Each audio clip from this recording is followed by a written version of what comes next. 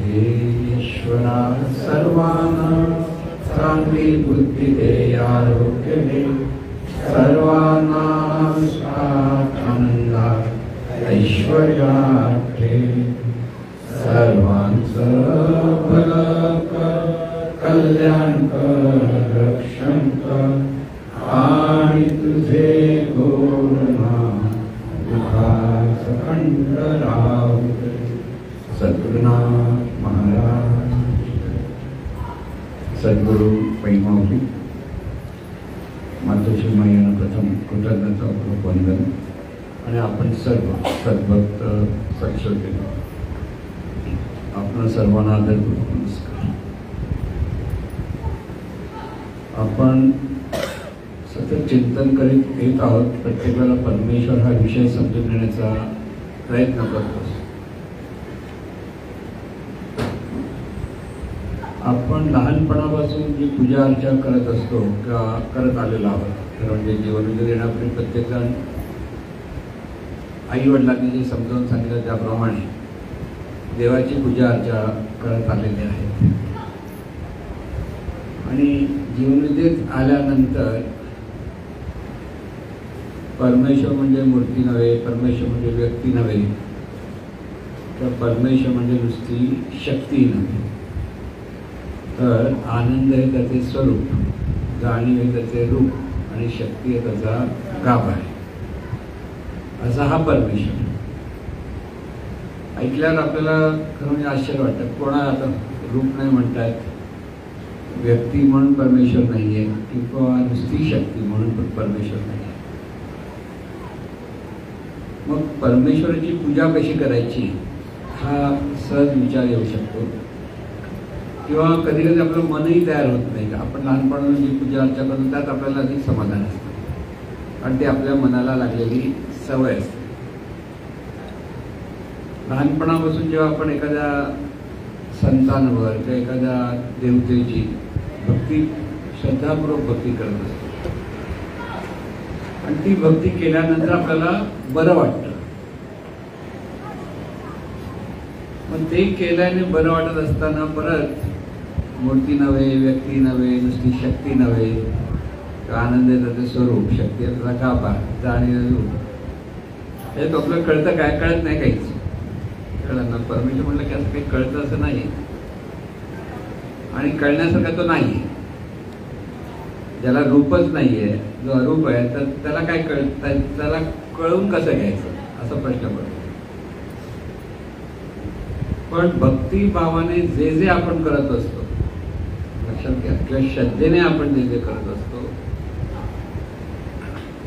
ती उपासना ह्या परमेश्वरापर्यंत पोहोचत असते.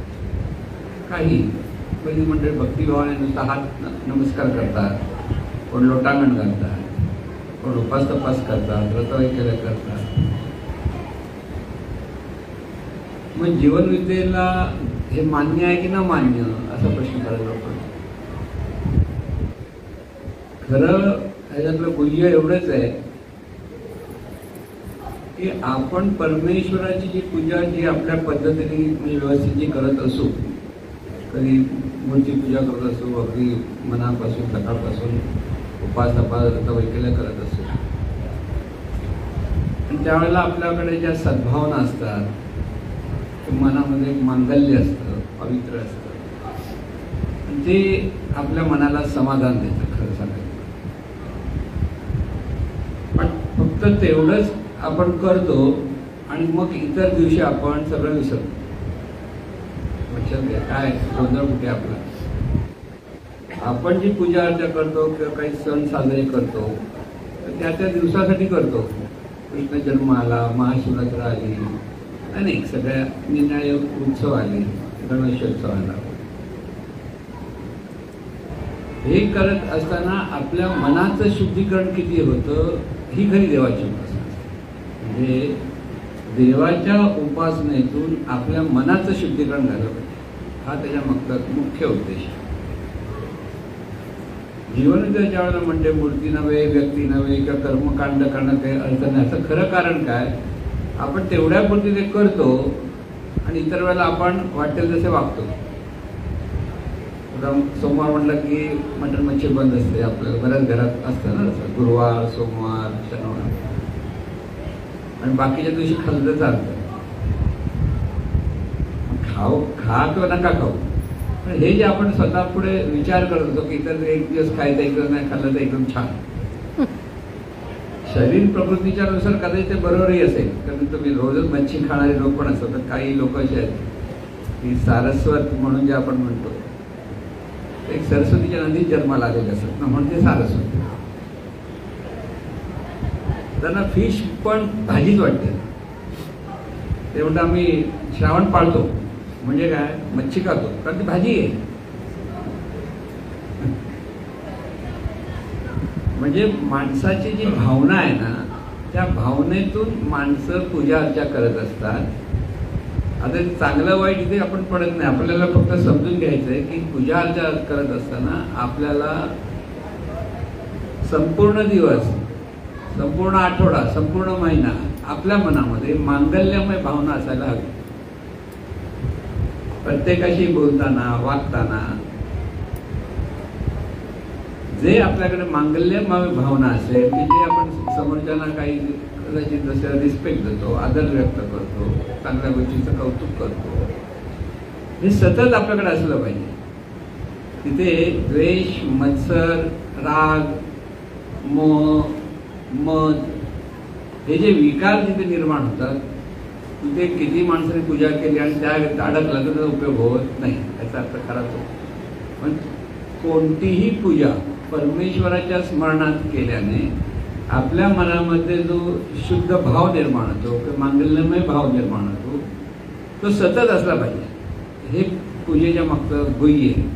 सतत म्हणजे थोडा वेळ केला, आता 1 तास पूजा केला, बाहेर येऊन मग शिवाय आहेत लोकांना, तर काय होईल, त्याला पूजा म्हणत नाही. लक्षात अगदी आपण सद्गुरुनिष्ठ म्हणून अगदी सद्गुरूंची पूजा करतो, भक्ती करतो, सगळं करतो आणि परत बाहेर भांडतो. आहे ना, काही लोक असतात की सद्गुरूंसमोर अगदी बिचारा गरीब गाय असतो, बाहेर आल्यावर बैल होतो ना. का असं होतं, कारण माणसाची ही वृत्ती आहे. म्हणून सद्गुरूंच्या जवळ राहिल्यामुळे जर मांगल्यमय भाव राहिला, तसं प्रत्येक वेळा आपण सद्गुरूंच्या बरोबरच आहोत ह्या भावनेतून राहिलं तर ती भक्ती होते. म्हणून भक्ती आपण कशी करतो त्यापेक्षा त्या भक्तीतून आपल्या मनामध्ये सद्भावना किती निर्माण होतात त्यावरती भक्ती श्रेष्ठ की कनिष्ठ ठरते. म्हणून मनापासून केलेली भक्ती, मनापासून श्रद्धापूर्वक केलेली भक्ती ही आपल्याला चांगलं फळ देते. आता आपण बघतो शिर्डीला ही मुलं चालत चालत जातात, मनापासून जातात, कोण त्यांना का ओरडून नेत नाही, श्रद्धा आहे. आणि एवढ्या किती दिवस 7-8 दिवस काय चालायला लागत असतील, तिथे पण जातात, तिथे पण पूजा अर्चा करत असतील, सगळं साईबाबांची भक्ती करत. तेवढ्या काळामध्ये जरी त्यांच्याकडे मांगल्यमय भावना असतील, पण नंतर परत तो विसरतात, परत वाटेल तसं वागणं हे सुरू होतं. मला आठवतं आम्ही, माझे मित्र होते केरळला, केरळचे मित्र, आणि तिथे कोणते शबरीमलामध्ये जायच्या अगोदर कसं रथ ऐकायचं, ते रथ आहे 1 महिना अगोदर काळे कपडे घालायचे. 40 दिवस ब्रह्मचर्य, काळे कपडे घालायचे, मटण मच्छी खायची नाही, काय नाही, काय नाही, सगळं ते विचार करतो. मी पण एक दिवस त्यांच्यावर भेटलो. 40 दिवस तसंच काळे कपडे. आणि मग शबरीमलाला केरळला त्यांच्यावरच गेलो, ते सगळं माहिती मित्र होते म्हणून गेलो. वर गेलो, देवळाची पूजा वरच्या सगळी झाली, वर डोंगरावर आहेत, चांगलं आहे, भक्तिभावाने सगळं केलं, चांगलं, वाईट आहे. पण खाली आल्यानंतर 40 दिवसाचा उपास सोडला, सगळ्यांनी बाटल्या काढल्या आणि म्हटलं रे हे काय. म्हणजे ज्या गोष्टी आपल्याला करायच्या नाहीत त्या आपण पुन्हा पुन्हा करतो, तर ते भक्तीला काही अर्थ राहत नाही.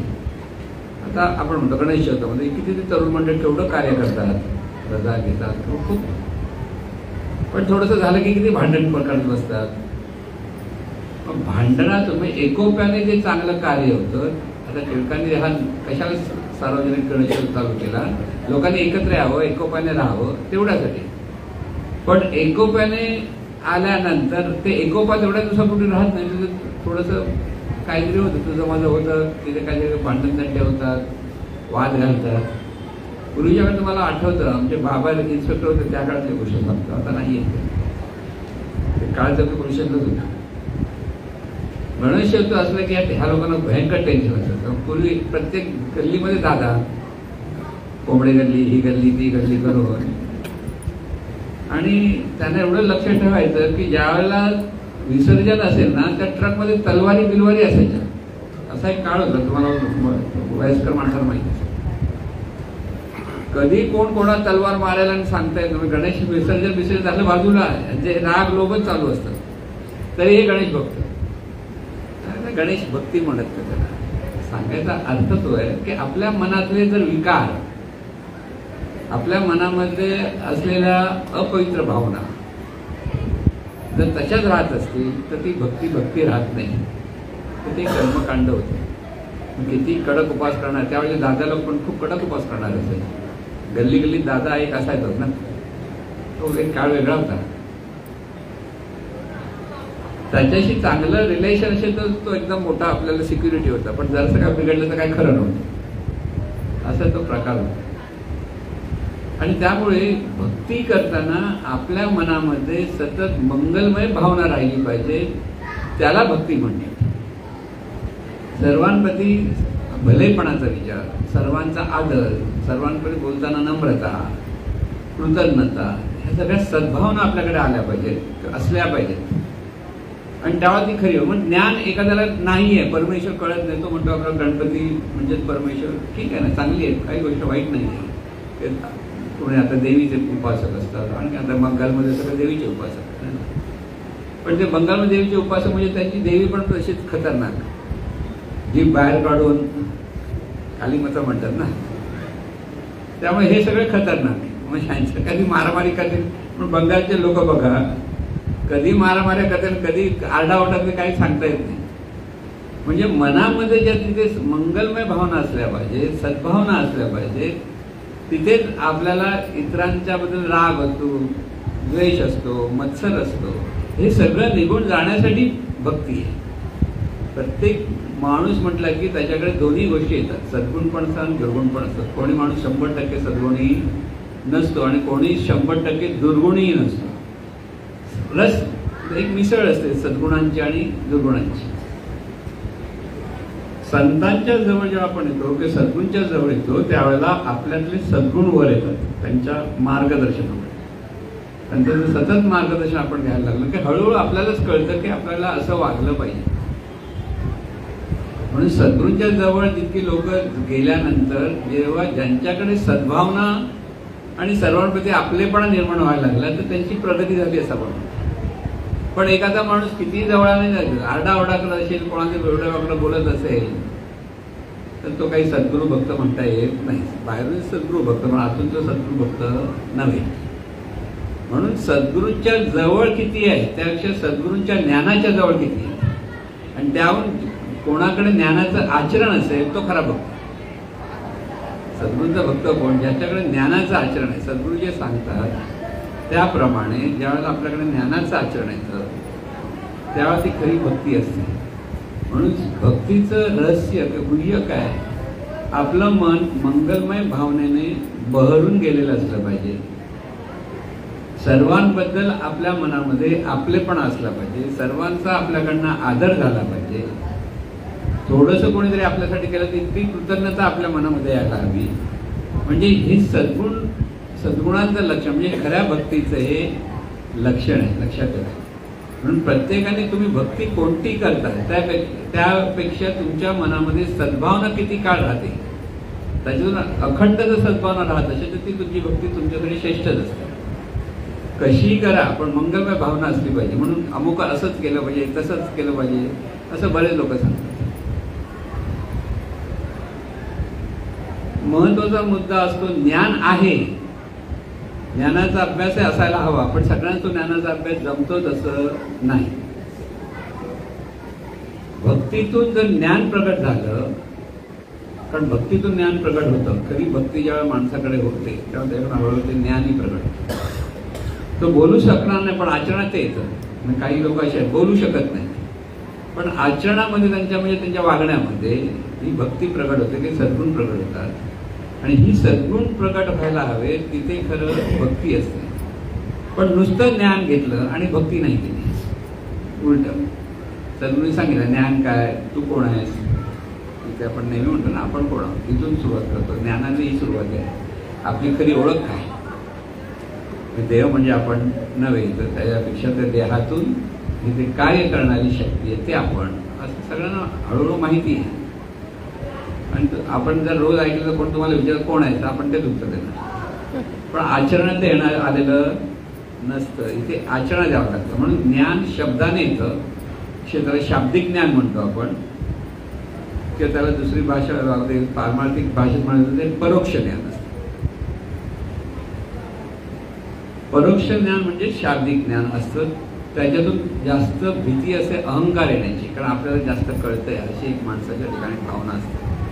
की जेव्हा सद्गुरूंचं ज्ञान आपल्याला कळायला लागतं मग आपण दुसऱ्यांना हे असं आहे तसं आहे सांगतो. मला आठवतं आम्ही एकदा शिवाजी पार्कला महाराजांचं प्रवचन होतं आणि त्या आश्रम म्हणताना तो एक आहे कोणतरी सद्गुरूंचा, तिथे खूप मूर्त्या आहेत स्मशानभूमीच्या बाजूला संत तिथे कार्यक्रम होता महाराज. नामदार की माझ्या बरोबर होते तेव्हा बघा नुसते मूर्तीची पूजा करत बसल्या, कारण मूर्त्या भरपूर होत्या.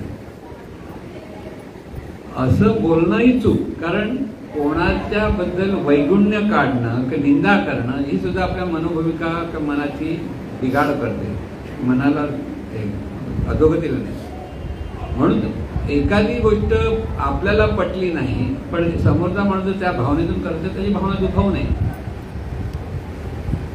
फक्त त्याच्याकडे सतत चांगले भावना असल्या पाहिजेत, हाच भावना आपल्याकडे. चुकीच्या भावनेतून तो वागत असेल तर तिथे आपण ऐकत असेल तर बोला, ना तर बोलू नये.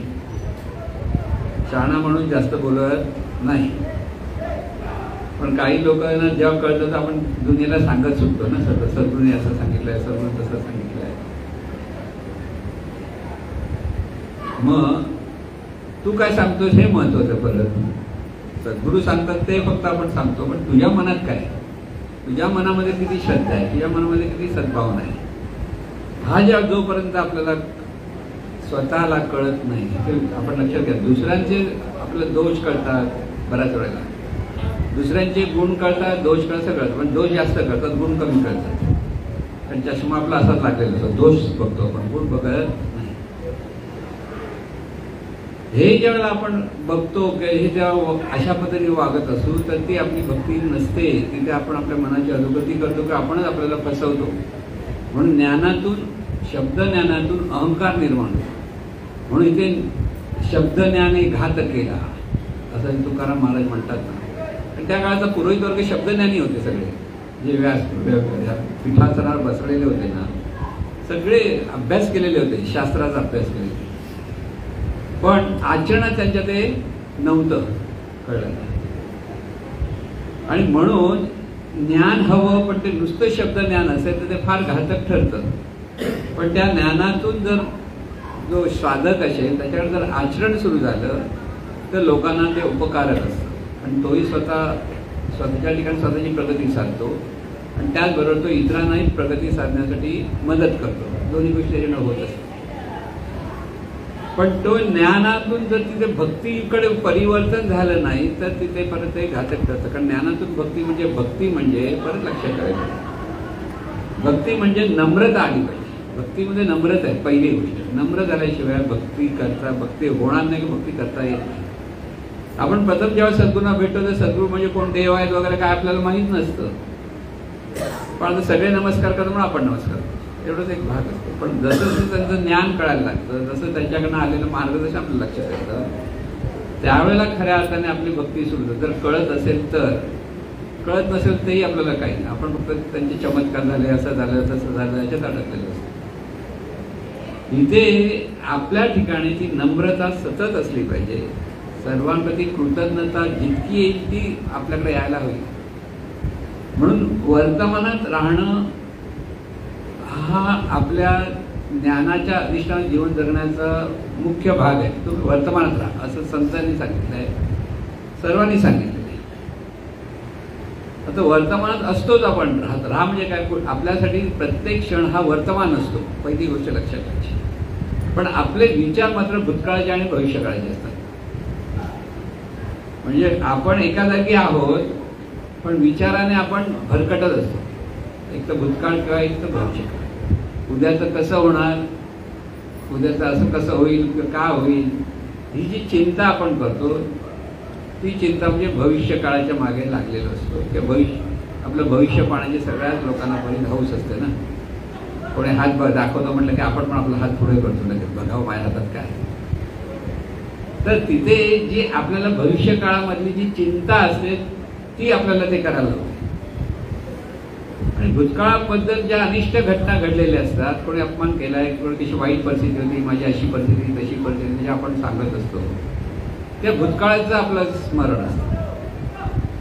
म्हणून इथे वर्तमान काळात आपण आहोत, पण भूतकाळाकडे पाहू नका असा त्याचा अर्थ नाही. तर भूतकाळातल्या चांगल्या गोष्टीचा अनुभव तुम्ही घ्या आणि परत वर्तमानात वागा, हा त्याचा अर्थ. भूतकाळात चांगल्या चांगल्या घटना आपल्या जीवनात घडलेल्या आहेत आणि त्या चांगल्या चांगल्या घटनांचं जर आपण चिंतन केलं तर आपण अधिक चांगले वागू शकतो, चांगल्या अंगाने राहू शकतो.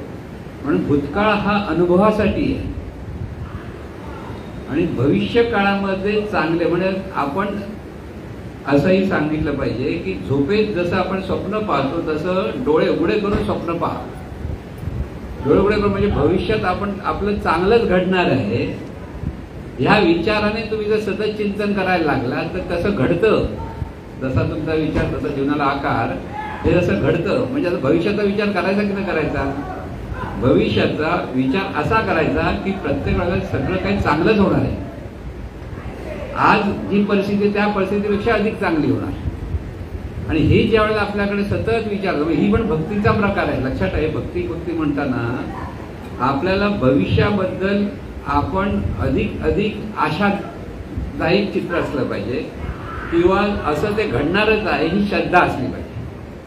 जेव्हा ती श्रद्धा आपल्याला असायला लागते तेव्हा त्याचा परिणाम आपल्याला येतो. नेहमी लक्षात ठेवा की इतकी श्रद्धा पाहिजे. जसं तुम्ही हॉटेलमध्ये गेल्यानंतर वेटरला ऑर्डर करता, मनात शंका असते आणेल की नाही, चांगलं आणणार, त्यात कसली शंका. तशी श्रद्धा असली पाहिजे की एकदा तिथे आपण म्हटलं की पुढच्या आयुष्यात आपल्याला असं असं चांगलं चांगलं घडणार आहे, विचार करायला सोडून द्या, वेटर बरोबर काय आणायचं आणेल, अशी श्रद्धा. इतकं आपलं मत पक्क पाहिजे. बरेच लोक जेव्हा आजारी असतात त्यावेळेला त्यांना सांगितलं अरे तुझं चांगलंच होणार, तो हो हो म्हणतो, पण मनात म्हणतो पुढचं चांगलं होणार, त्याच्यामध्ये हे दुखतंय ते दुखतंय ते दुखतंय, असं जेव्हा तो चिंतन करतो त्याच्यासाठी मग ती भक्ती राहत नाही.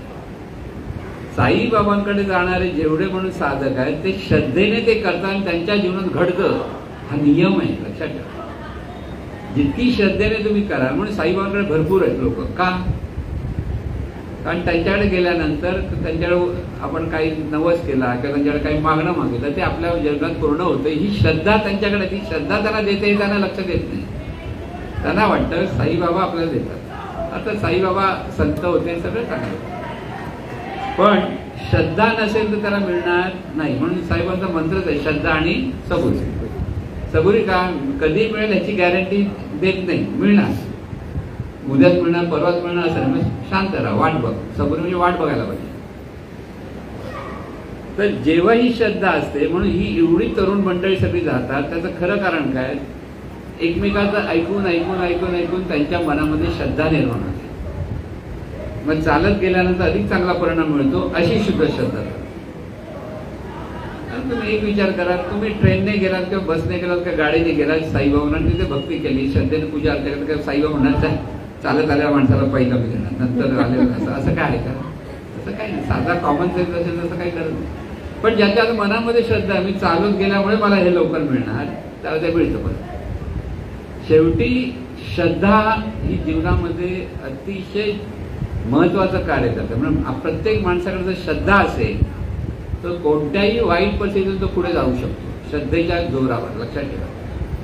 कारण श्रद्धा ही अंतर्मनाचा स्वभाव आहे. श्रद्धेला अंतर्मन प्रतिसाद देतं पटकन. म्हणून अंधश्रद्धेतून पण लोक जेव्हा मागतात तेही त्यांना मिळतं, कारण ती पण श्रद्धाच असते. काही अंधश्रद्धेतून मागतात, अनिष्ट गोष्टी मागतात, काही गोष्टी वेगळ्या वेगळ्या मागतात आणि त्यांचं ते मागणं पूर्ण होतं. म्हणून परमेश्वर चांगलं देतो की वाईट देतो हा विचार काही लोकांना येत नाही. पण इथे आपल्या मनामध्ये सतत सर्वांबद्दल आपलेपणा येणं, सर्वांच्या भल्याचा विचार असणं, म्हणजे जो समोरचा कसाही आपल्याशी वागो, महत्वाचं लक्षात ठेवा, तो आपल्याशी चांगला वागत नाही, पण तुम्हाला मात्र मनापासून वाटलं पाहिजे याचं भलं होतं, प्रयत्न करून बघा, होत नाही बरंच वेळा याचं कसं भलं व्हायला पाहिजे, मनात येतो विचार ना बरंच वेळा, हा असा वागतो, हा असा करतो, याने असं केलं मात्र. हे जे विचार आहेत ते आपल्या मनामध्ये ब्लॉकेज आहेत.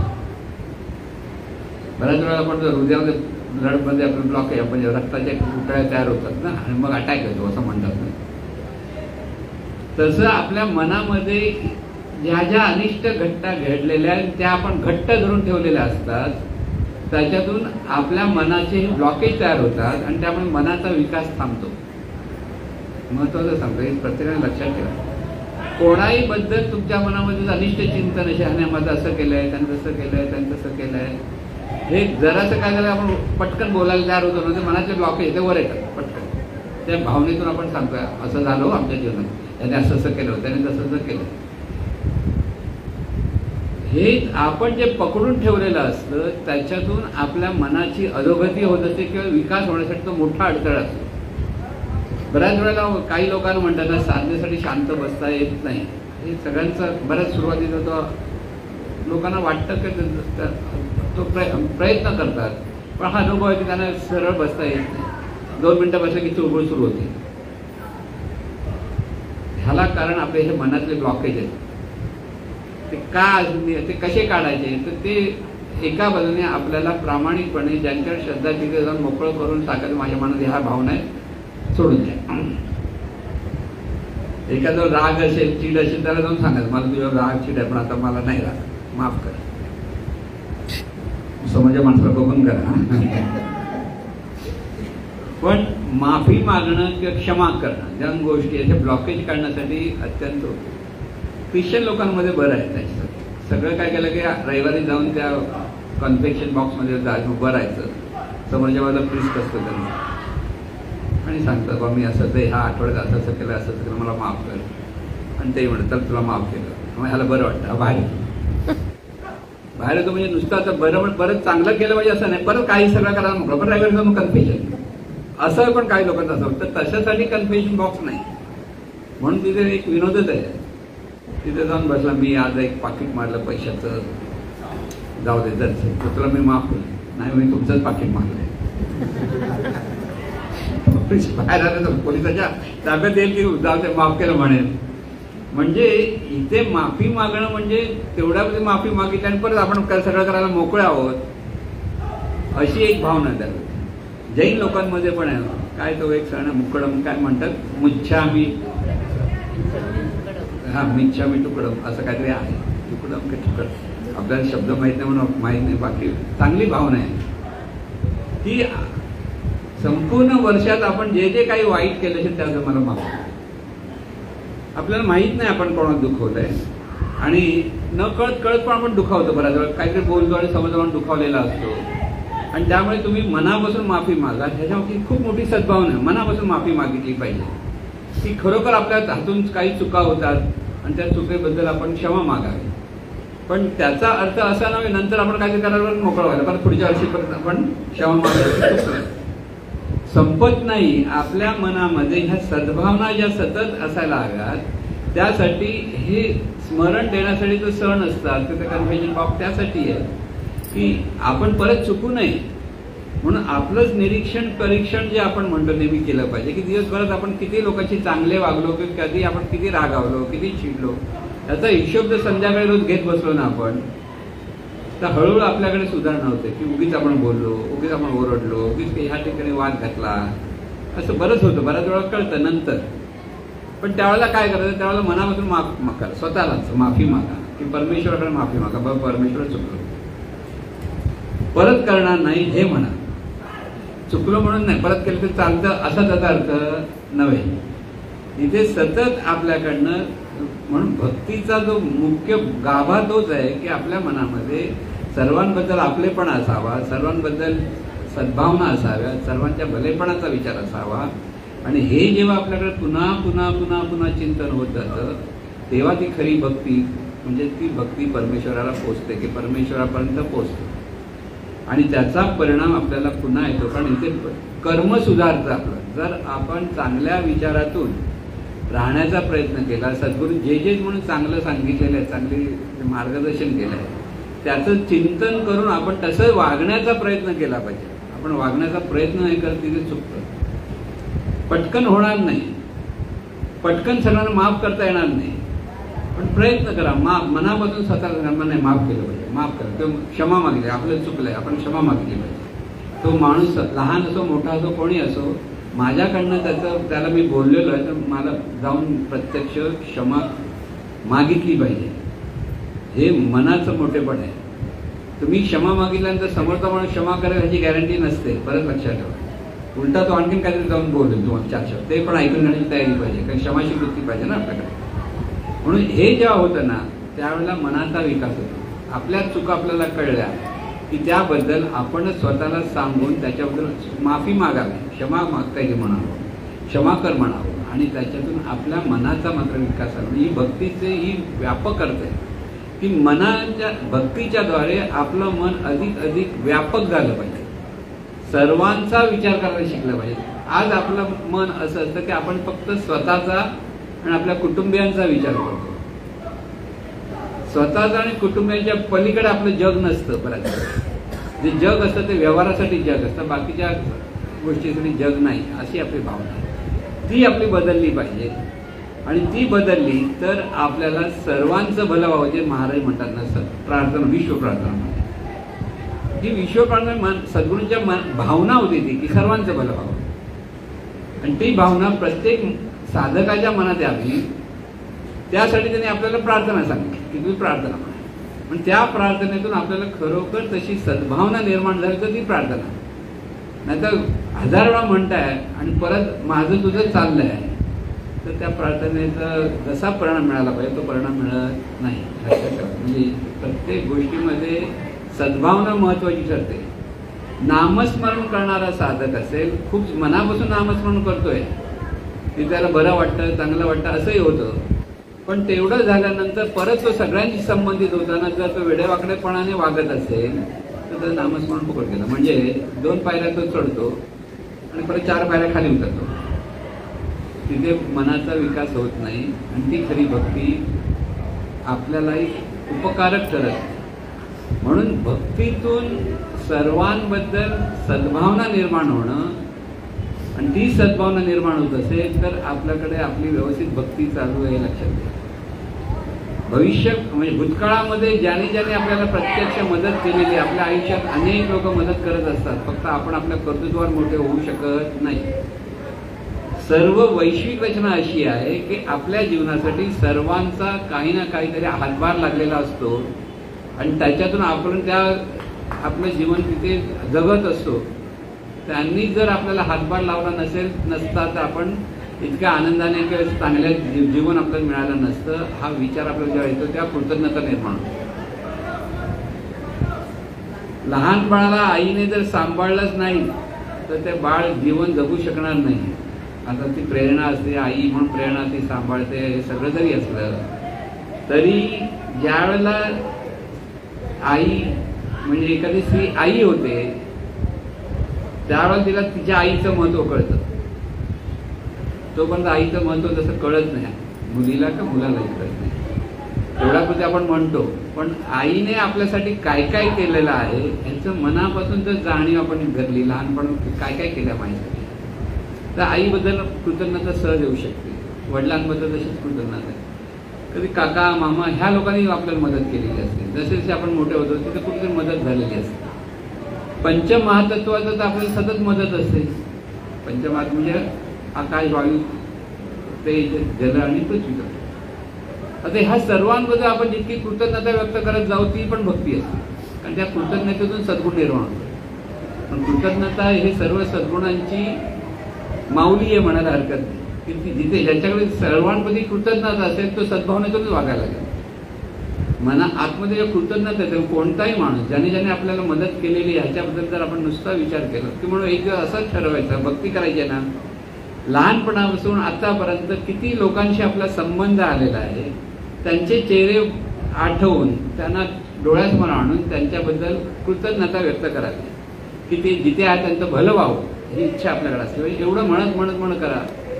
1-2 तास किती पुढे गेलं तेही कळणार नाही. एवढ्या लोकांनी आपल्याला मदत केली आणि आता जे करतात ते वेगळे पण त्याच्या अगोदर जुन्या पूर्व अगदी लहान आयुष्यापासून त्यावेळेचे शिक्षक त्यावेळेचे मित्रमंडळी त्याच्या आजूबाजू शेजारी पाजारी कुठे ना कुठेतरी आपल्याला मदत झालेली असते आणि ती मदत आपण विसरून जातो. चांगल्या गोष्टी सगळ्या विसरतो आणि वाईट गोष्टी मात्र पक्क्या घट्ट धरल्या आणि तेच आपल्या मनाचे ब्लॉकेज असतात. त्याच्यातून आपलं मन अधोगतीला जातं.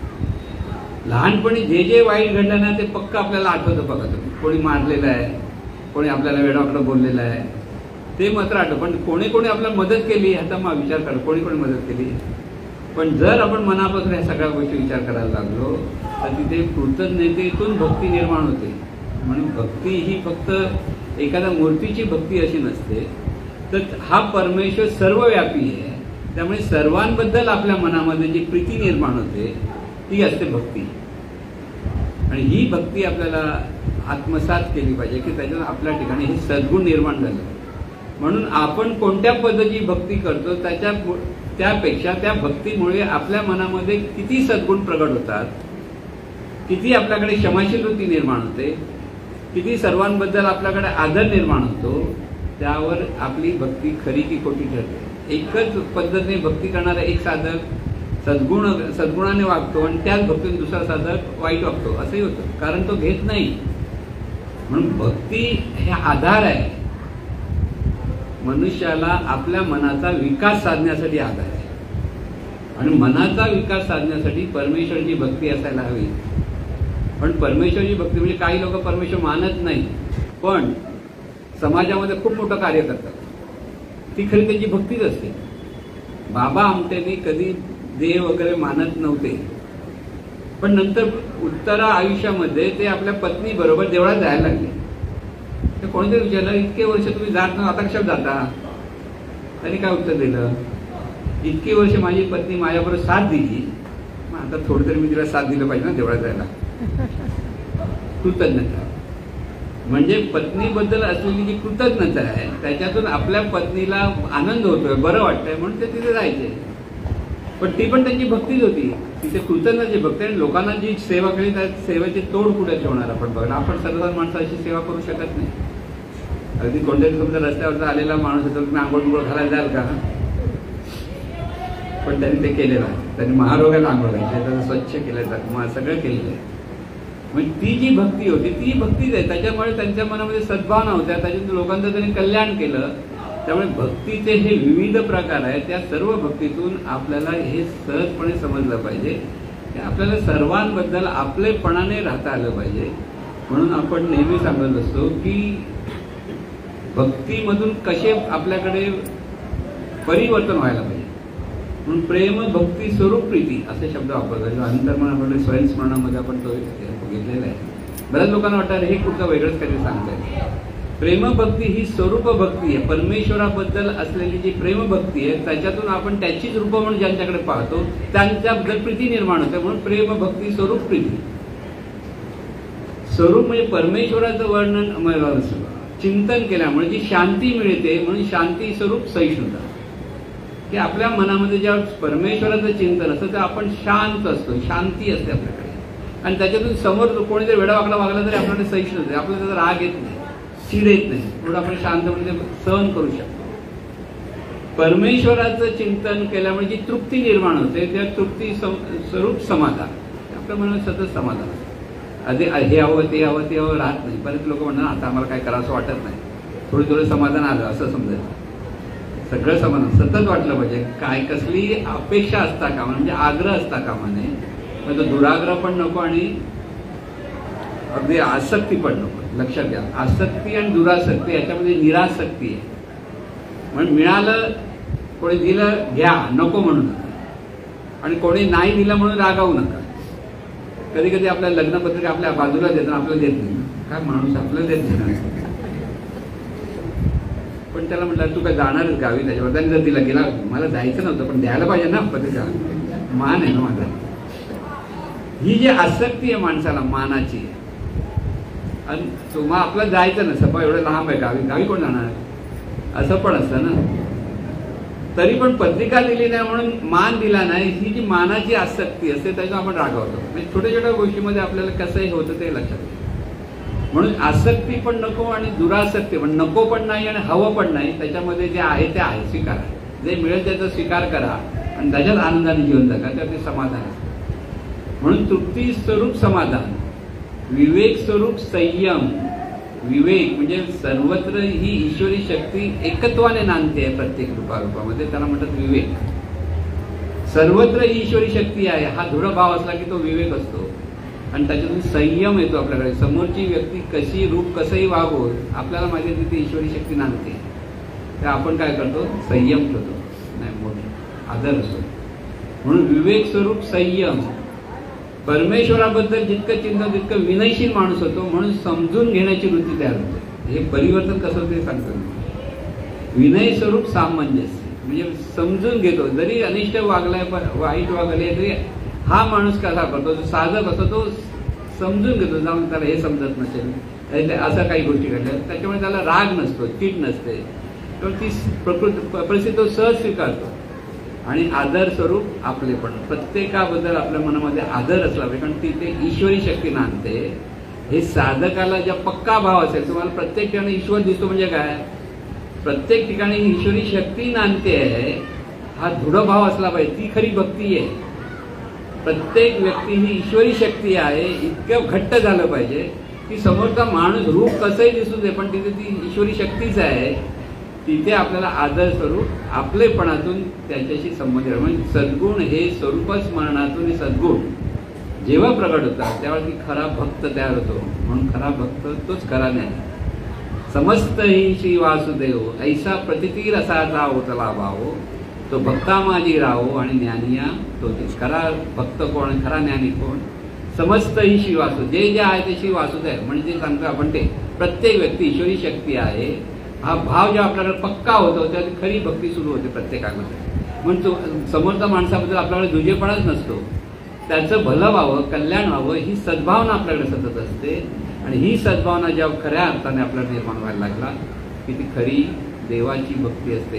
आणि ही देवाची भक्ती सर्वांना आत्मसात व्हावी ही सद्गुरूचरणी हे ईश्वरा सर्वांना चांगली बुद्धी दे, आरोग्य दे, सर्वांना सुखात आनंदात ऐश्वर्यात ठेव. सर्वांचं भलं कर, कल्याण कर, रक्षण कर आणि तुझे गोड नाम मुखात खंड राहू दे. सद्गुरुनाथ महाराज.